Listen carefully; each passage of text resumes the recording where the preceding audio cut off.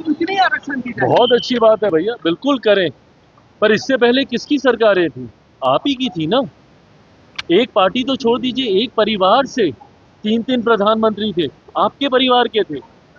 आपके दादाजी थे, परदादा थे, दादी थी, आपके पिताजी थे, सब थे।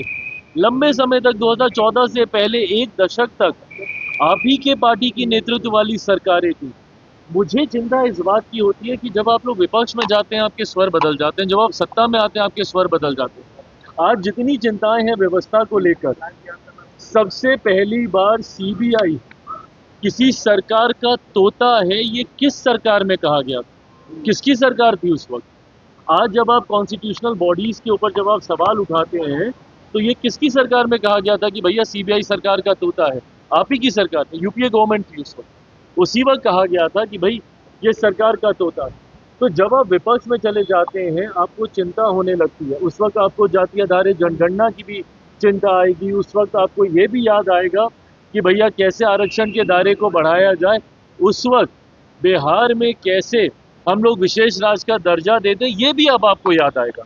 तो जब 10 साल तक आपकी सरकार थी उस वक्त क्यों नहीं आपने तमाम व्यवस्थाएं बना ली? आज सिर्फ और सिर्फ ये चुनावी झुंझुना लोगों को दिखाने से नहीं होने वाला। लोग आपकी हकीकत जान गए और इसीलिए कारण लोकसभा का चुनाव तो आप हार ही रहे हैं। एक के बाद एक अलग अलग राज्यों का चुनाव भी आप हार रहे हैं और आने वाले दिनों में बिहार भी आप हारेंगे, बंगाल भी आप हारेंगे, असम भी आप हारेंगे।